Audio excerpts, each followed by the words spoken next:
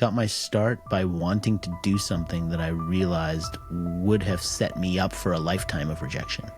And so I chose not to do it. You are listening to My Rejection Story, hosted by Alice Draper. Hello, and welcome to another episode of My Rejection Story. Today, I'm really excited to be joined by Rohit Bhargava. Rohit is on a mission to inspire more non-obvious thinking in the world. His latest book, Non-Obvious Thinking, which he co-wrote with Ben Dupont, released mere days ago at the time of recording. We're recording on October 3. And yeah, not only is Rohit a 3-time Wall Street Journal and USA Today bestselling author, but he's also the co-founder of Idea Press, which is a hybrid publishing company that multiple clients of mine have worked with to get their books into the world. Rohit, welcome to the show. Oh, thank you. I'm excited to talk to you. Yeah, me too. So to start the conversation off, what is your earliest memory of rejection? My earliest memory of rejection. Yeah, probably like most people, like being in school and maybe not making the team or not being picked first. I think that's probably one of the earliest times when any of us experience that. Maybe not. I don't know. That's kind of what came to mind for me. You just triggered that memory of me sitting on the sidelines, hearing the people pick teams, and I was so non-sporty, so it was just like a given that I was never going to get picked. But See, I would mine always. was a little bit different because I grew up in a time when like little Indian kids were not supposed to be athletic. So I would not get picked because I looked Indian, even though I was athletic. So for me, it was like double frustrating, right? Because I'm like, I'm better than most of these people you're picking first. Now, eventually people figure it out. They're like, oh, okay, he can actually play. But like in the beginning, you just they look at you and they're like, yeah, he's probably not athletic. Yeah. With me, it was actually based on the fact that I couldn't play. So for you, there's the stereotype and racism at play. So how did you change that narrative? And did that narrative kind of stick around with you, like as you grew up, or do you feel like you were able to shake it? I mean, not narrative, but that feeling of rejection. I mean, as with some things when we're younger, they're both really complicated and really simple at the same time. And so there's a lot of things at play there, but the solution is pretty simple. I mean, once you get picked and you play, people see that you know how to throw and you know how to catch and you can run. That problem pretty much solves itself. And that's the beautiful thing about being a kid too. Like they may quickly judge you, but they quickly change their minds also. They're not stuck in that way that we get stuck when we're adults. So in that situation, it actually fixed itself pretty quickly. Yeah. Interesting idea of getting stuck in that notion, because I think that's one of the hardest things that a lot of people sort of talk about when, there's systemic issues at play in the career world or the publishing world or whatever worlds we're out running through as adults, and feeling like, you're fighting a losing battle because people have these preconceived notions about your capabilities based on your country, your race, your gender, whatever it is. So do you think that having that childlike mindset of I need to just show them is beneficial as an adult, or is it a little bit more complicated? I mean, I think it can help adults. I think that when someone shows up and they do something that is impressive, you do sort of change your opinion a little bit. It is much tougher, though, because I think that as we get older, what we think becomes wrapped up in our sense of who we are. And so changing our mind feels like we're changing ourselves. And if there's one narrative I think we should try and overcome, it's that. I mean, everything that you think isn't necessarily making you who you are. And therefore, changing your mind doesn't make you a different person. It doesn't make you bad. It actually makes you pretty intelligent, pretty evolved. And I don't think people hear that often enough. And as a result, I think that we don't change our minds often enough. Yeah. I remember this may be a little bit off topic, but I remember reading fiction book Chimamanda Adichie's Purple Hibiscus, and there was this like very conservative, closed-minded father figure in the book, and one of the defining things about his personality is that he would never be wrong. And if that meant not being successful, not getting a job, losing connections, like whatever would happen, like he would be adamant that he was right, and so he would lose a Yeah. lot because of that.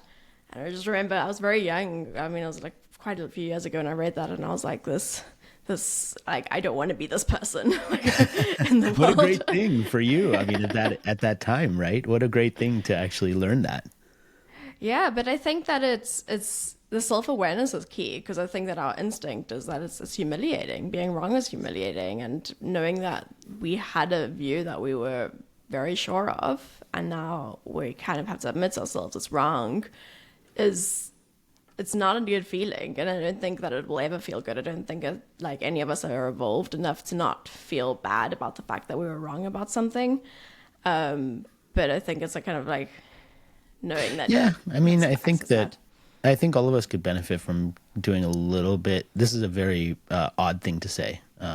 I probably will be sorry that I said it, but I think all of us could benefit a little bit by thinking a little more like a politician might, in the sense of, they don't ever say they're wrong. They say, well, I made the best decision with the available information I had at the time, and like now I have new information. I met somebody different. I had a different life experience, and I went to, the place I traveled, and therefore, my perspective is shifted. And in a politician sense, it's waffling, it's sort of not admitting anything.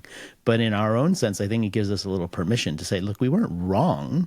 We were just, Yeah. we thought what we thought based on what we knew. And as you grow and get older, if you're a learning person, a lifelong learner, you're going to get new information. And as you get new information and new relationships and new people, like, of course it's going to change your perspective. And it doesn't have to be a big deal. Yeah, yeah. Oh my gosh.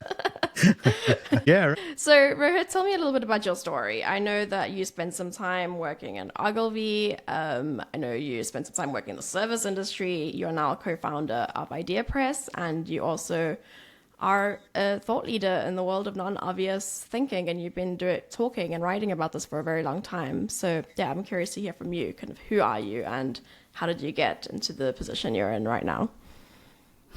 Yeah, that's a tough one. I don't even know where to where to take you on that one. I mean, I guess I got my start by being, I don't know if it was rejection really, but I got my start by wanting to do something that I realized would have set me up for a lifetime of rejection, and so I chose not to do it.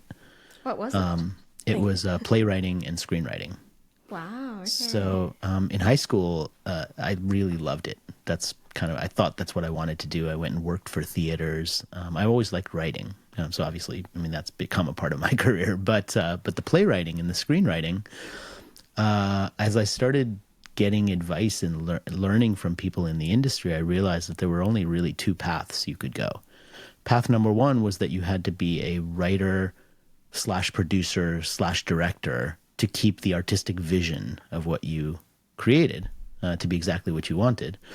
The other was to basically write on spec, which meant you would write a screenplay or you would write a play, and then you would sell it to a studio or a theater or someone like that. And then someone else would take it, adapt it, maybe hire a different writer to fix it, change the vision of it to what they wanted so that it would be whatever they wanted to use. And they would basically use it as like raw material. And I immediately thought to myself, that's so unfulfilling as a creative person, to like put your heart and soul into something and create it the way that you think it should be created, and then sell it to someone who quote unquote fixes it and makes it different. And now sometimes it's no longer recognizable to you. And I thought, well, that industry has a super high rejection rate.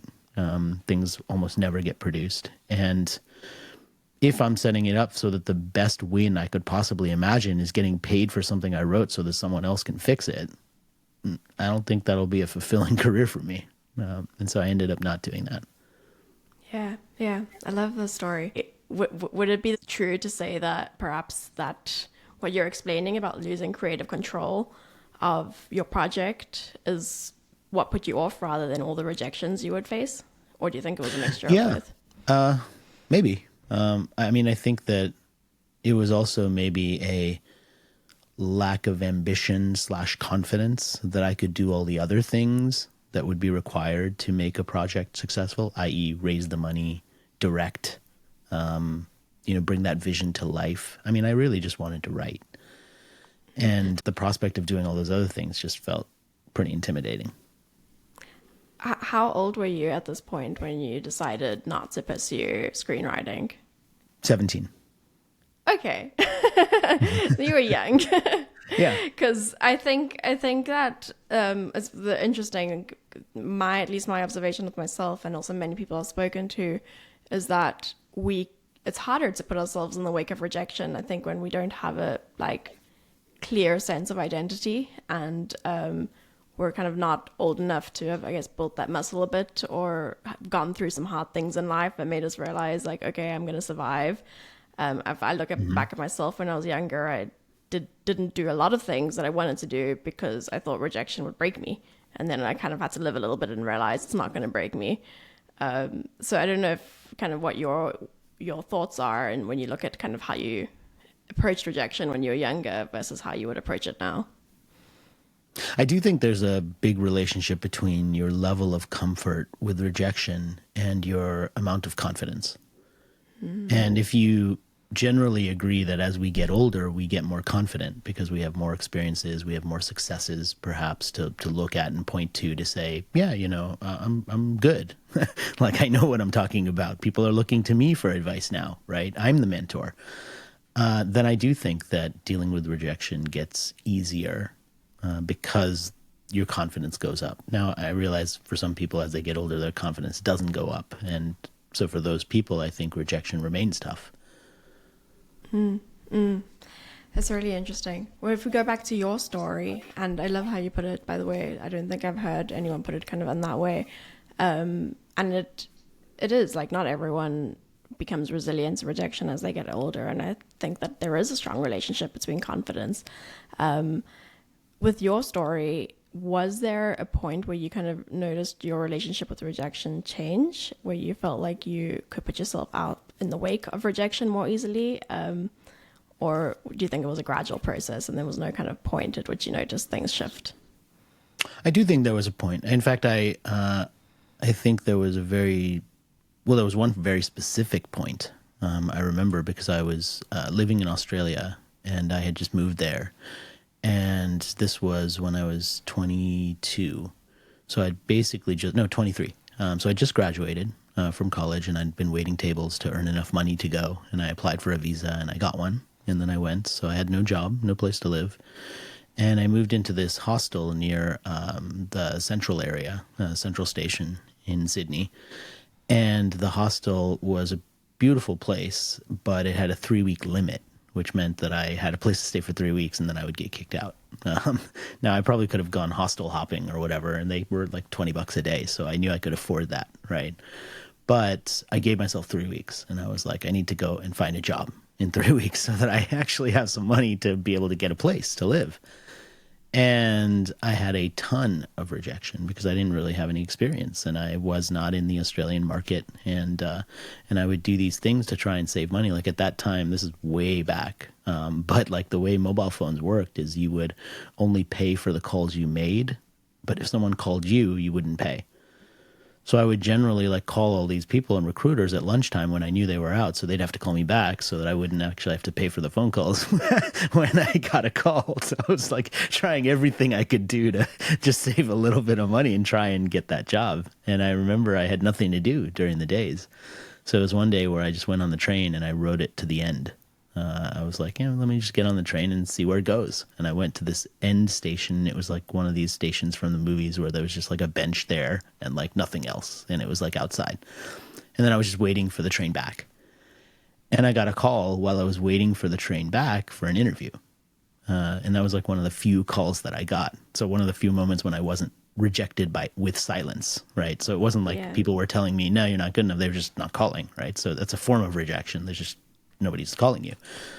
So I got one call and I got that one interview, and I didn't actually get that job, but the recruiter who put me in there was like, oh, I think I can get you something else. And then that recruiter ended up getting me a different role, which was a 3-week gig, which then turned into a job.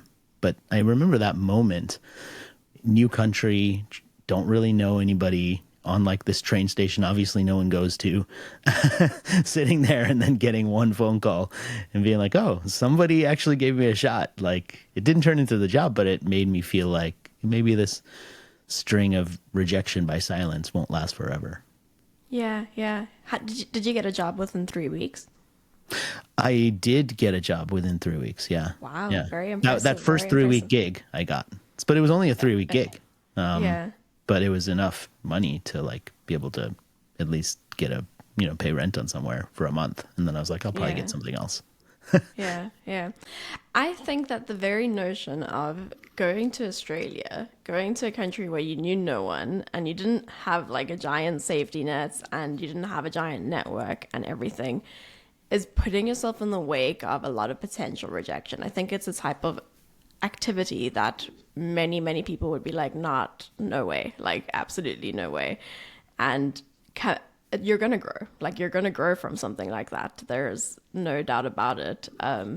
I think back to like my first time solo traveling, and I like kind of went out one day and realized, oh my gosh, I know absolutely no one. Like I was working remotely, so I wasn't worried about money, but it was like this like moment of like, I can't message anyone to meet up for coffee with me because I don't know anyone in the city. Yeah. And then I met people because I was like, you know what? I don't want to spend this time alone. Let me like figure out ways to meet people. And I'm an introvert. I don't just strike up conversations with strangers. So I was like, let me go online and like join meetup groups and stuff. And coming out of that, I think I had a lot more confidence in terms of like my social abilities, because I was like, well, if I could survive being in a country where I knew no one for a month, I could survive. Excuse me. Other Yeah. things, bless you. So I think, just to like kind of summarize, I think that this idea that kind of you went to Australia with no job, no plan, no money, like you're gonna come out of that a lot more confident. Or I guess if it went really badly and you were like, I'm never gonna leave my room again. Yeah. Like, Yeah, like it kind of could go one of two ways. It could have gone badly, for sure. For sure. Yeah, yeah. And post that, kind of how did that shift your relationship with putting yourself out there and sort of seeking big goals, or yeah, kind of Yeah. I mean, I think after that, well, first of all, moving to a foreign country where you don't know anyone, getting a job, and then building a life. And I ended up staying for 5 years and getting my citizenship too. wow. So, that gives you a lot of confidence, Yeah. right? Because now you feel like, well, I did that, so I could probably do other things too. And I think that in our lives, that's one of the antidotes maybe to feeling like we have this string of rejections, having some sort of victory and then pointing ourselves towards that to say, well, I might have gotten rejected this time, but I did that. And sometimes it's out of our control, right? I mean, I moved to Australia, somebody had to hire me. That's not entirely in my control. I can do my best, but it either happens or it doesn't happen based on me doing my best. But there's other things people do in life, I think, that give them a boost of confidence that are within their control. Like if you have the money, like you could go skydiving, right? And everything after that, you'd be like, well, I got rejected, but I jumped out of a plane, right? Like I did that. So I do think there are ways we can give ourselves that sort of confidence that helps to deal with rejection. Yeah, yeah. This is very interesting. I've never thought of this in this way, and you're the first person that's mentioned it. But basically, like creating difficult events for ourselves. Would it be like, making yourself go cold plunging in like a really cold pool, or like Yeah. consistently do things that feel very scary and hard, just to kind of It doesn't build even need to that be muscle consistent. memory. I mean, if you do it once, right? Yeah. Like you'll have that for the rest of your life, really. Right? It's really building that muscle memory that you can survive these things. And if you're not going to consistently be jumping out of planes. Some people Unless, do. yeah, you have a lot of But money yeah. and you really enjoy the adrenaline rush. Yeah. So you got your citizenship in Australia, and kind of what was the next thing that you focused on in your life? So after I'd been there for a while, and that was my 20s, living kind of a single life. And at a certain point, I just felt like Australia was just too far from everybody, far from friends, far from family, far from just, everything. So I ended up moving back to the U.S. and I moved back to the D.C. area. And it was shortly after that I met my now wife, and then we settled down, and then we had kids, and so my life totally changed Yeah. in every way, right? Because of where I was living and like my situation. So that was a big shift, and that was kind of right at the end of my 20s. Yeah, yeah. And you also made a shift from Ogilvy to starting Idea Press. When in this timeline did that happen? Yeah, that was actually later. So I got my job at Ogilvy when I moved to DC, and then I stayed there for 8 years. So I Okay. was so this was kind of 8 years after I'd moved back to the U.S. Then I left, and around that time, which was now about 10 years ago, Yeah. 2014 is when I started Non Obvious Company and Idea Press. I'm very curious to hear a little bit about Idea Press, just because I know a lot of the listeners are authors themselves. So, what is Idea Press, and who does it serve? Yeah, Idea Press was my answer to my own frustration with getting traditional book deals. So I had done my first book with McGraw-Hill, and it was not a bad relationship, but there were a bunch of things that I just felt like I didn't have control over because I didn't. You kind of like what people don't realize, especially if you're not in the world of publishing, is when you get an advance from a publisher, basically it's like an acquisition. An advance is a loan. Like you're paying back that advance with your royalties. That's why it's called an advance. They're giving you the money in advance, but you're paying it back. It's not like you're getting paid, right? That's one of the things that people forget or don't know. The other is that once you earn out, which means you paid them back that full advance, now you're just making generally a 15% royalty on sales, which means the other 85% is going to other people. And that's one of the reasons why authors who are wildly successful, the more successful they are, the more they feel like they're not in a great relationship with their publisher because they've done all this work to sell all these books. And incrementally, once they've earned out of their advance, every book they sell, they're making more money for someone else than they are for themselves. And that's not a recipe for someone who's going to be happy, right? Financially. And so when I started Idea Press, that was one of the things I wanted to fix. I wanted to flip the royalty structure, which I did. So now it's 70%. Our authors get 70%, not 15. The other thing I wanted was to have more control over every element of the book so that we didn't have to cut corners. We didn't have to live with a design that the publisher was forcing us to take. We basically had control of everything.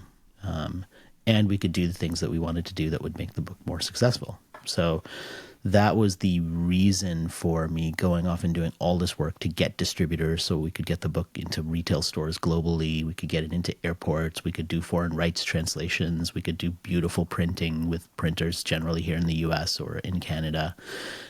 All of those things were because I wanted to have the whole process end to end. And one of the other reasons why I was like starting it back at that time was I was reading about all of these musicians like Beyonce, who were like, we don't need the label. Like, we're going directly to our fans. We can control the whole thing. Like, why are we giving all this money to someone else for nothing? And that was part of the motivation too, because I was like, hey, if music is going this direction, why not publishing too? Yeah. And that was that became the mission. Were other people doing, like when you started Idea Press, was that a place in the market? Yeah, Were we there other didn't we hybrid didn't publishers? invent it. Okay. There were other Okay. publishers that were doing that. But there were a few things that set us apart. One was that I was an author, a working author the whole time, which meant that I was an author first and a publisher second. So everything we did was author centric because I understood what authors wanted. And the other was that I'm a marketing guy. And generally what people complain about with their publishers, they don't do any marketing. Yeah. And Yeah. I knew how to do marketing. And I'd done marketing and I, hit number one on the Wall Street Journal list and, done a bunch of stuff to make that happen. And so I understood what it took to make a book successful. That is, I think, one of the like sorest points, even with traditional publishers who, they're taking tons of your money, but they actually want you to be the one with the platform who's marketing the book. And that's why they often choose people with big platforms for book deals, which I think can put the author in a losing situation if they're doing all the work and getting very little of the money. So yeah, that's very, really interesting. Would are there any benefits to opting for traditional? Because I know you did traditional for your first book, Sure. and I'm curious, like what would make someone decide that versus hybrid? Yeah, there's a couple of things, and I tell my friends this too. So if you, in our space, so I only really know business and nonfiction books. So, don't take any of my advice really if you're writing a novel or a kid's book, because those worlds are quite different. But in my sector, if a traditional publisher comes to you and gives you an advance of $250,000 or more, that's probably going to be better than what we can do. And the reason for that is because if you get an advance that is, about there or higher, that means that they're going to devote significant resources to you. And the problem with the traditional publishing for most authors is if you're not the $250,000 or more author, you get no attention, which is why it's frustrating because they're spending all their attention on those authors because they have to recoup. I mean, think about it financially, right? They just gave that author $250,000. Now they have to recoup it with sales, which means the pressure's on for them to spend all of their time and all of their marketing budget, whatever marketing budget they have, to promote that book and to get more media so that they recoup their investment. So they're betting on you, and they're betting big if they give you that sort of advance. So Yeah. that's one situation where going with a traditional deal would be better.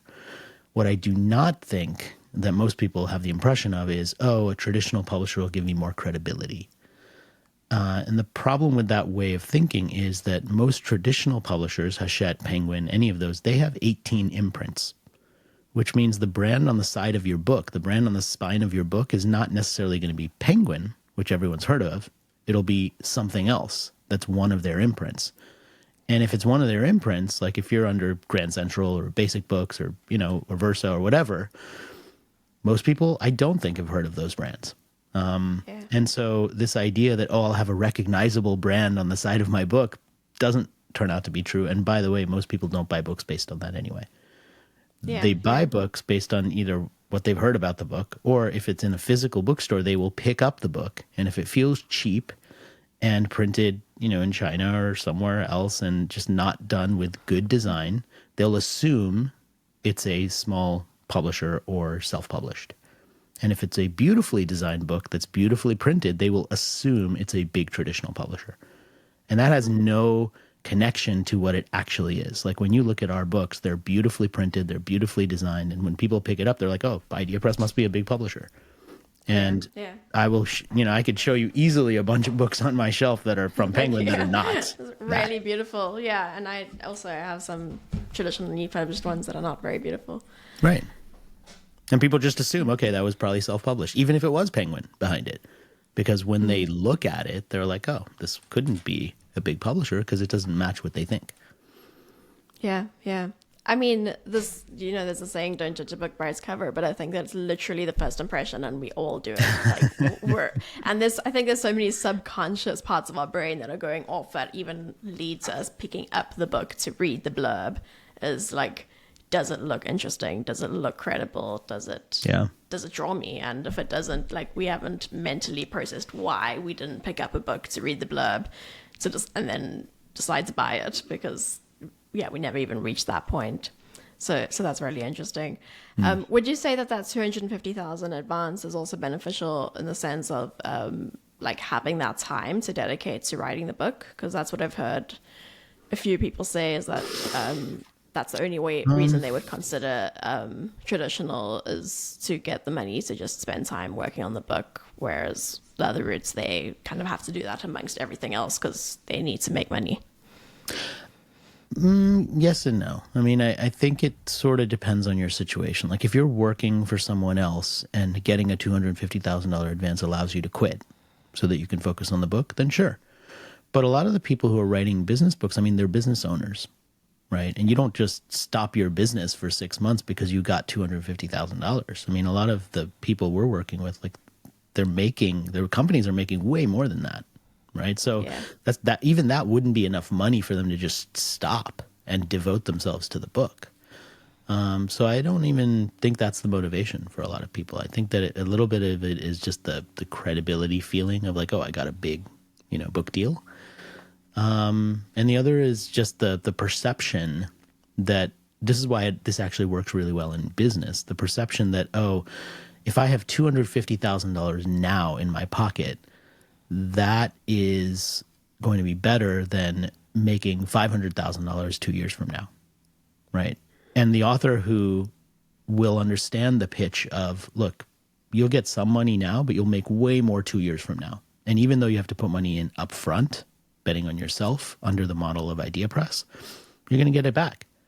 And you're going to get it back much more quickly. The authors who go with this hybrid model, they're the ones who understand that message, who buy that and they're like, yep, I totally get that. Did you know that my company, Hustling Writers, books entrepreneurs and authors on podcasts? We've been doing this for the last 5 years, and we've booked our clients on hundreds of top 1% and top 0.5% podcasts, which has, as a result, led to their books being instant bestsellers and even selling out on Amazon on the day of release. If this is of interest to you and the idea of being interviewed by a name like Adam Grant or Mariana Hewitt sounds really exciting, let me know. Email media@hustlingwriters.com and I'll be in touch to book a discovery call. Yeah. What makes you discern whether a book you want to work with an author's book or not? Do you have like a vetting process? Yeah, of course. I'd say I probably look at three things. One is the originality of the idea. So is this something that I haven't really heard before, or a take on the topic that I haven't heard before? The second is the person behind it, the author. Are they a credible expert in this topic? And are they someone that I would want my team to be working with for the next year? Or forever, really, because once you publish a book, you're paying royalties to the author forever. So, this is not a relationship that just spikes and goes away. Like, we're going to be in a relationship for a long, long time. And the third is it timely? So I look at like the time element, like should this book have been written 4 years ago? Is it good for right now? So generally those are the three things I'm looking for. Mm-hmm. Do you look at, and I'm also curious because you said, people who've gotten those big advances, do you look at like the size of people's followings, mailing lists, audiences? Is that a very integral process in deciding whether an author can sell a book, I guess? Sometimes. It kind of depends, because a lot of first-time authors, they may not necessarily have that. And I think that one of the problems with publishing that everyone knows is the lack of diversity, the lack of minority voices that get publishing deals. And part of the reason is because we're using these artificial metrics instead of looking at the caliber of someone's work and the caliber of their ideas. So I would say we are very much looking for interesting people who have different perspectives, and we can help them come up with the marketing plan to actually sell the book. And you don't need a lot of followers. That's, I think, a myth. It is valuable to have a great email list. I will say that. I would much rather have a highly engaged email list of 20,000 people than 1 million followers on TikTok or any social media platform. Like, those two things together, the email list wins hands down every single time. Interesting. So if someone, and this is just out of curiosity, if someone does not have much of a platform, what would kind of the marketing look like for them to drive momentum towards the book if they don't have a huge email list or people in their direct network who are going to be like pushing book sales up? Well, so this is where I think my perspective differs from most publishers, which is I would look at what their goal of writing the book is. So, for example, we have had some clients where their major goal is to land a new $3 million consulting client. And the reason they're writing the book is to get that big consulting client. So for that individual, having a huge platform is not as important as having the book in front of the right people. And if they get invited to the CEO forum and wherever that, those individuals who are making those decisions are, and it drives their business, we have some authors who've launched their book and they only sold a couple thousand copies, but they've generated well over, a couple $1 million of business that they can point to the book really helping them close. And so the book becomes a huge business win for them. So it Yeah. depends on and then other authors are like, look, I need to sell this many books, right, in order to actually break even, or I need to get this many speaking gigs, right? So every author's got different goals. And I mean, I'm a business person at the end of the day. I've run my own businesses successfully, and I've done all of these things. I've done consulting, I've done speaking, I've done, all of those different venues to make money. So that's one of the first candid conversations we would have with an author to say, what of these things is going to be beneficial for you? Like, what's important? And then we figure out what the right marketing is based on that. I love that you highlighted this because I think this is a very important consideration, and not just for books, it's for any point of media. Some people start podcasts because they just want to connect with their ideal clients. Some people like me could start podcasts because they want as many people as possible to hear the message they're sharing.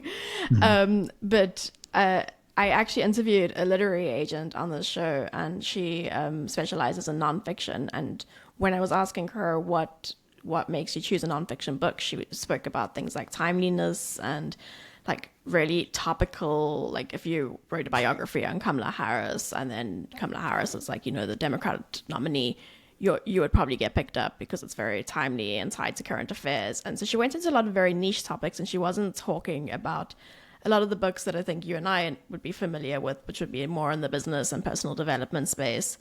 And when I asked her about that, she actually said it's probably better to self-publish or work with a hybrid publisher because there is business incentive there. But from the publisher's perspective, when you're shopping for a publisher as an agent, it's going to be very hard for them to know that there's going to be enough sales to make it profitable for the publisher. So I'm curious, like, is that a concern for you? Like, running Idea Press, do you worry that if there's not enough sales, you guys will not be driving enough revenue into the business? No, because we're not taking small books. I mean, we're taking books that have sales. So, it's not a situation where we take a book and they sell 12 copies and, I mean, we make money, right? Because like even when an author gets 70%, like we still get 30%. Which in any business is a pretty decent margin. Yeah. So, we still make money. I think the challenge is for a lot of people just understanding where that book fits into the ecosystem and when it needs to come out too. I mean, I'm not surprised that the person you spoke with talked about timeliness, but that's the great irony also in traditional publishing, that they say, oh, we want really timely books, and then they take 18 months to publish them. Yeah. Which, is idiotic, right? I mean, if it's timely, then get it out in a timely way. Don't, take a book, sign the deal, and then wait 18 months because you're sitting on your ass, which is the reason why it takes 18 months. Like, it's not because it took 18 months to write, which is different, right? Okay, if it took you 18 months to write it, I get that. But there's all this you'll send, I mean, it's so frustrating. Like I've heard from so many authors, like they'll finish their draft, they'll send it, and then they'll wait like 8 weeks for the editor to be available to like even look at it. And then the editor will go through a 4-week cycle to do it, and then they'll send it back, and then they'll kind of do the revision, and then they got to wait another 4 weeks. Like that's why it takes 18 months. It doesn't take that long to print a book. It doesn't, I mean, so... And look, I understand allocation of resources, and they're doing a ton of books. I mean, this is one of the reasons why we only do like 12 books a year, because we're not a book factory. Like I have no desire to be that. I could easily have done that. I could have done that a couple of years ago, and we probably would have 4 times the revenue. But I think we would set ourselves up to fail and publish substandard books if we did that. And I'm just not interested. So, I mean, I'm just learning about this 12 books a year now. That's really interesting. So you really dedicate a lot to the authors you work with if you're only taking on 12 books a year. Yep. What exactly does the relationship look like when you have an author, like kind of from them signing on to post-book launch, now just continuing the sales? What would that relationship look like? So we figure out who they need in terms of resources. We pull in all the different resources, and for a lot of it, we use freelance because the freelance talent that's on the market is like amazing. And also, my philosophy has always been that I want to get the right team on the right book. So I don't want to have one editor on staff, and then regardless of that editor's expertise, have that person work on every book. I would much rather look at the book and say, what type of editor does it need, and find that editor. Same thing with cover design, which is why if you look at the website for Idea Press Publishing, just ideapresspublishing.com, the covers don't all look the same because they're not done by the same designer. And I think that's important too. And what they definitely don't have, which is like the worst thing that publishers do, is they slap their own logo on the front cover of the book. What is that? Right? I mean, that's a pretty clear metaphor for who's most important, right? If they're taking your book and putting their brand on the front cover, that's like, we matter more than you do. That's basically what they're telling you. They're literally doing it on the cover. And I just think that's like a perfect example of how you get treated. I'm curious to know, do traditional publishers do that? No, they don't. I'm just looking like Some traditional publishers do it, and you'll be able to easily see who. okay. The good ones don't. Yeah. Yeah. So there's the cover workers working with the freelancers. What else is there? There's working with me. So I become sort of a mentor / coach for them in terms of anything that they need. So should I do this? Should I do that? I've done a lot of different marketing campaigns, and I've spent a lot of money trying things that sometimes fail. And so the good thing there is that I can tell an author, that's probably not worth your money.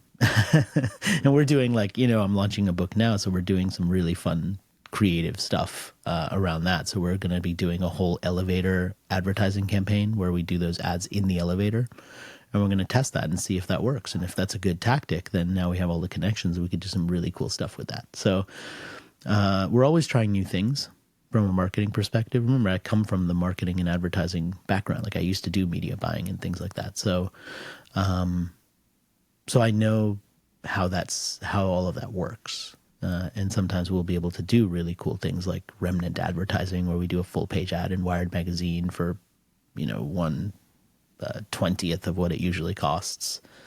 So there's a lot of cool experimental things that we'll do on the marketing side. And then I'll just report back to authors and be like, yep, I tried that. Didn't work. You probably shouldn't do it. And I think that finding marketers who are willing to experiment is probably one of the hardest things with outsourcing marketing. I've read studies and stuff that show, founders are very open to experimenting. Often the kind of most innovative ideas have come directly from the founders themselves because it's their business and they are willing to kind of take those risks. Yeah. But as soon as you kind of outsource it and you start working with someone else, they can play it really safe, which is obviously very limiting. And so it's probably a very standout thing that you're willing to do as experiment for your clients, for your authors. Well, it's a little different when you own the company and it's your money. You don't have to ask anyone. And sometimes the barrier to experimentation is like too many people involved and everybody has to sign off and say yes. And so that's one of the reasons why it really works for us, that I don't really have to ask anybody. I mean, if I think it might work, I'm going to try it. Obviously, I wouldn't do it if I didn't think it would work. I'm not always right. Yeah.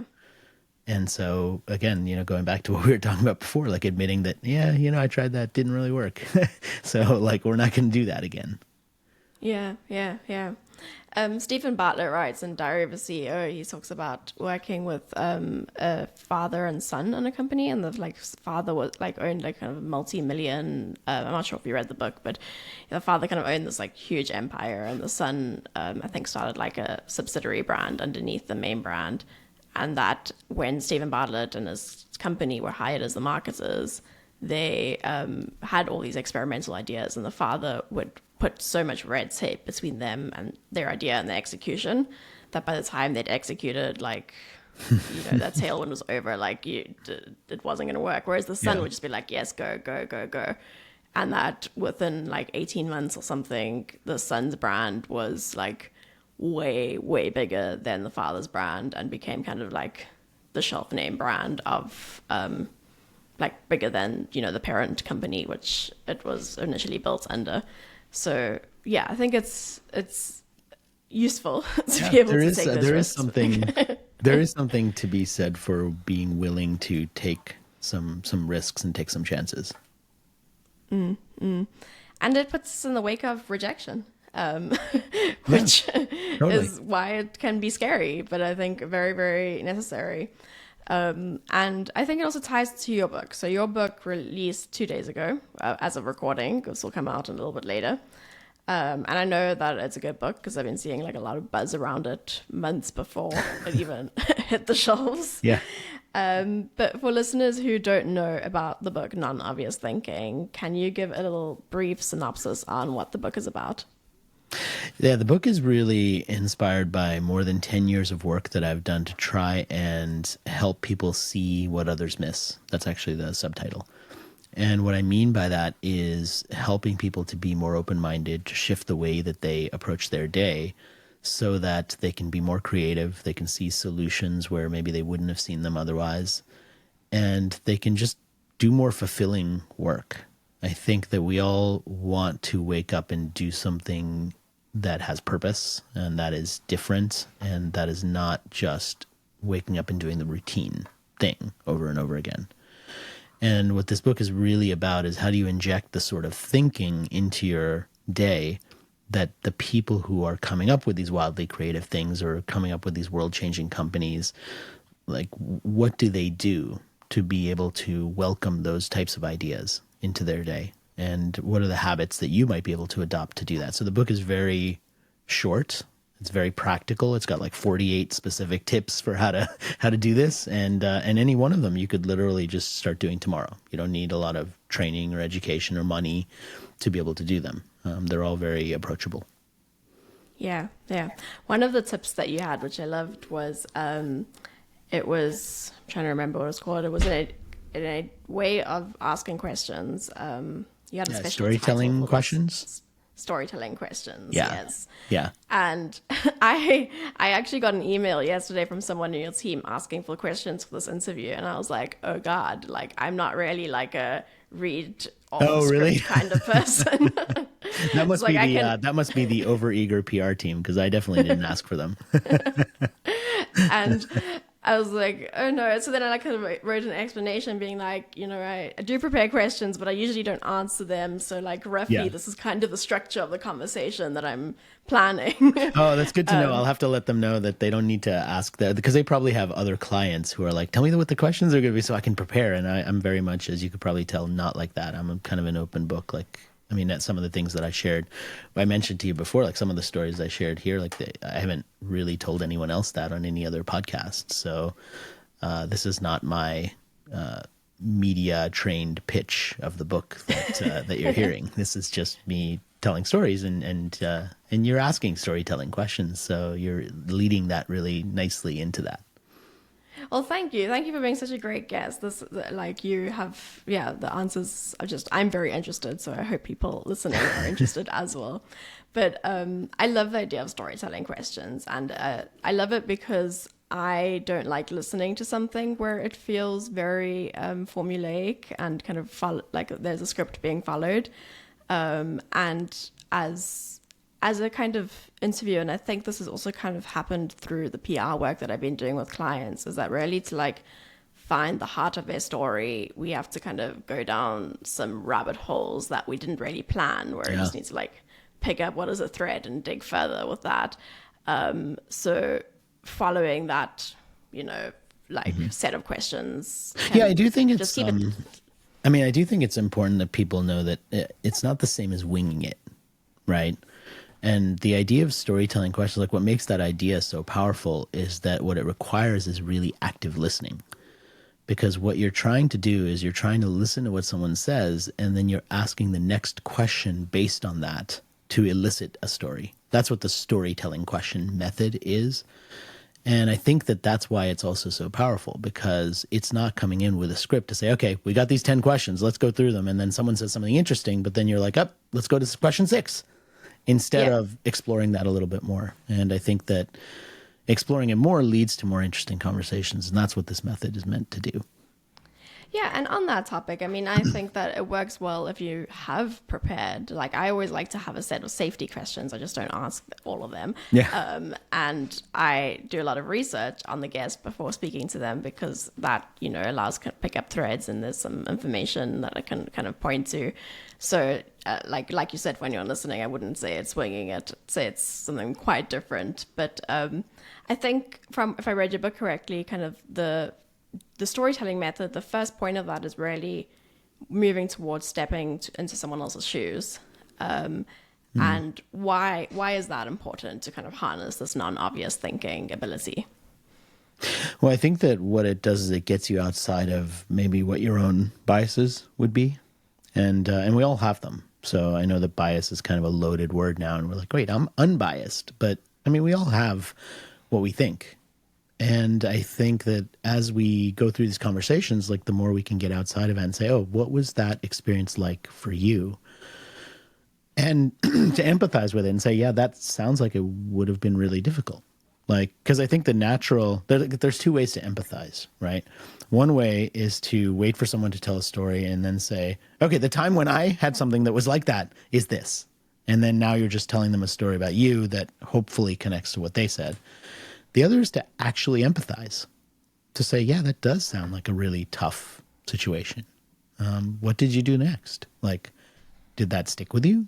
Right? I mean, that's the sort of thing that you do when you bring these rejection stories out. You're not comparing someone's rejection story to your own, right?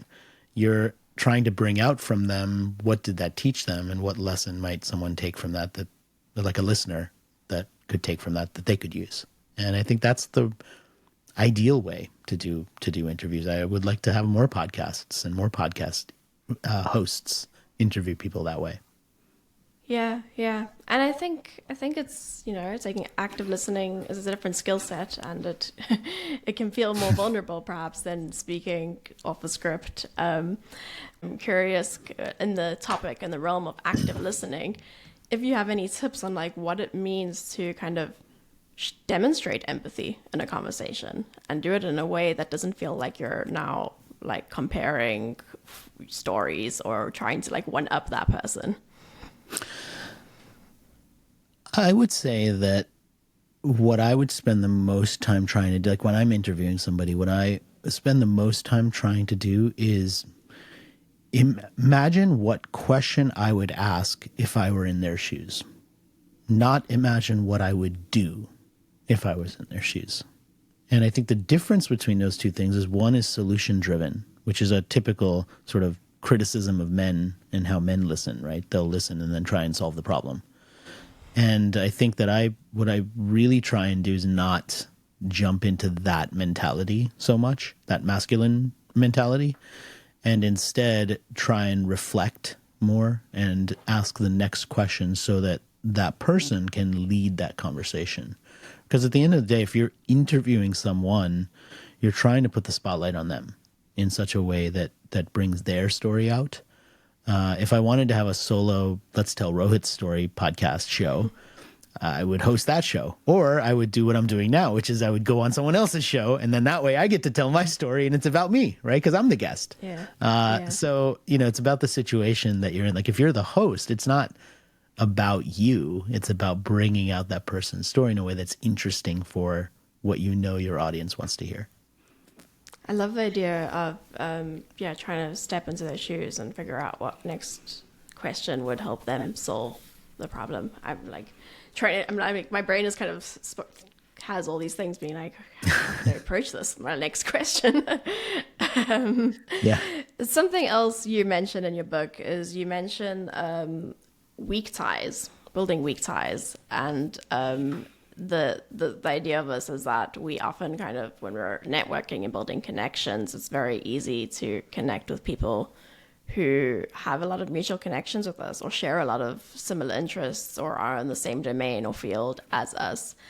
And what went through my brain when I was reading that is that weak ties, which I think are profound and have changed my life, so I'm sure would change anyone's lives, it's a lot more vulnerable, like connecting. Going to a networking event in a room full of strangers, to me, feels like the most terrifying thing in the world.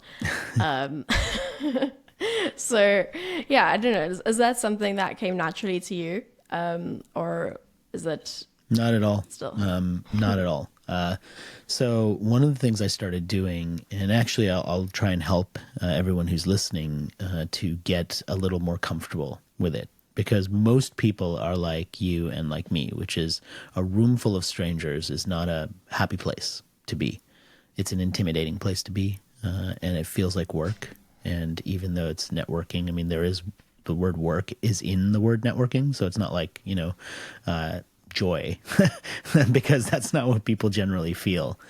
But one of the things that has transformed the way that I network, and now I actually host these meetups as part of the talks that I give in different events, where we host a 7-minute meetup, a non-obvious 7-minute meetup. And the whole idea is that we teach people how to be better at networking very quickly by teaching them one question that they can ask that will immediately transform the way that they network with people. And the one question is, what's something non-obvious about you? Because when you ask someone that question, now they can't just tell you where they live or how many kids they have or what their job title is. They have to come up with something else, something interesting. And when you ask someone to come up with something interesting about themselves, but you don't put it that way, you say non-obvious, right? Because something interesting about you, I'm like, I don't know if you would find it interesting. I think it's interesting, Yeah. but right? Whereas non-obvious is like, okay, we kind of all know what obvious things are. Yeah. And so when it's something non-obvious, it's like, oh, I should tell them something that I don't really say otherwise. And when you do that, you immediately get to the second or third conversation very quickly, because usually we don't share those sorts of things with people when we just meet them. And I'm not talking about going deep, intimate, personal details in an awkward way. I'm talking about like, I play in a band. I love, gospel music, like whatever it is. And then the responsibility of the person who asked the question is to do what we were talking about before, which is ask the storytelling question after. Oh, Yeah. you love gospel music. Did you grow up with that? Like, where do you have somebody in your family who sang that? Like, what led to that love of gospel music? And now you're off and running. That's it. That's your conversation. Like, it's done. Like, it's happening now. And at the end of that, like, it was amazing when we gave this tool to people in 7 minutes. People would be like, oh my God, we got to start partnering together. 2 people started a podcast together. Like after that, just based on those conversations and connections. I've Yeah. written this down, and I'm going to be using it at my next networking event. Yeah. It's brilliant, because I think that there's this very awkward, like, small talk that happens where you feel like you're just citing your resume, because now it's like as you said, networking events, and people are there to talk about professional things, and it's boring. And I think that we kind of habituate, and a lot of it goes over our head. So this is kind of a way, I think, of cutting through that noise and getting to something of more substance in the conversation very quickly. So that was amazing. Okay, so I know we're kind of at time now. So my final question. So in your book, you advise readers to look for option C, possibly choose option C. And I think that this all starts with being able to identify option C. And in many ways, I think that hybrid publishing is option C in the book publishing world. And an option that many people still don't know is there, and one that you can leverage. So for listeners who are interested in working with Idea Press, or just exploring kind of if that's a possibility, where can they find you? And are you taking on authors, or what other work can they do with you? Yeah. So I would say, we're pretty stacked up, as you would imagine, with just, not that many projects that we take on. But we're always looking for fascinating, interesting ideas. So, you talk about one of the themes probably from your show is don't let the fear of rejection keep you from doing something. Right. And I think that definitely applies for publishing. And one of the things that I decided early on as a publisher was that we, as you would imagine, only doing the number of books we do, we reject a lot of people, but we never reject someone without putting kindness into it.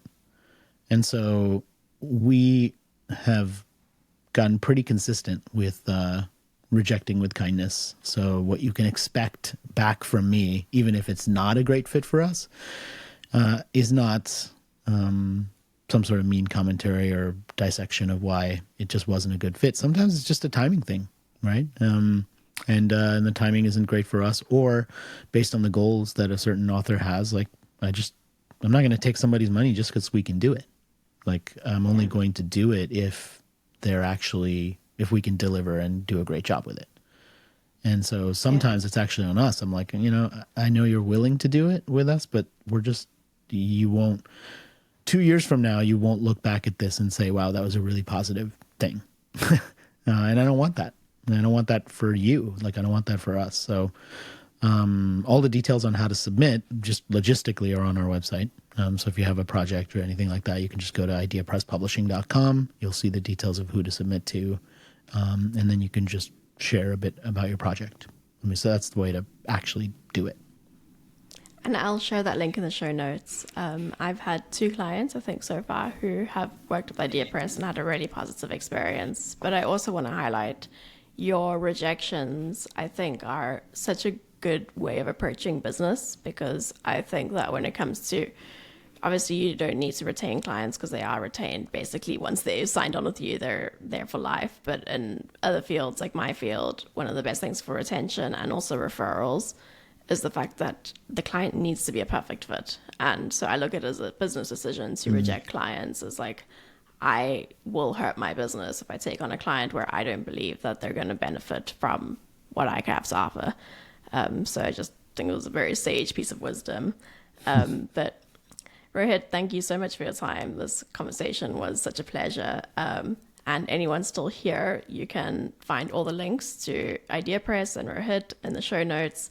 And I'm also giving away a copy of Non-Obvious Thinking to a listener who subscribes to the podcast. Just email me screenshots to media@hustlingwriters.com. Thank you so much. Thank you. Thanks for having me. This was My Rejection Story, hosted by me, Alice Draper.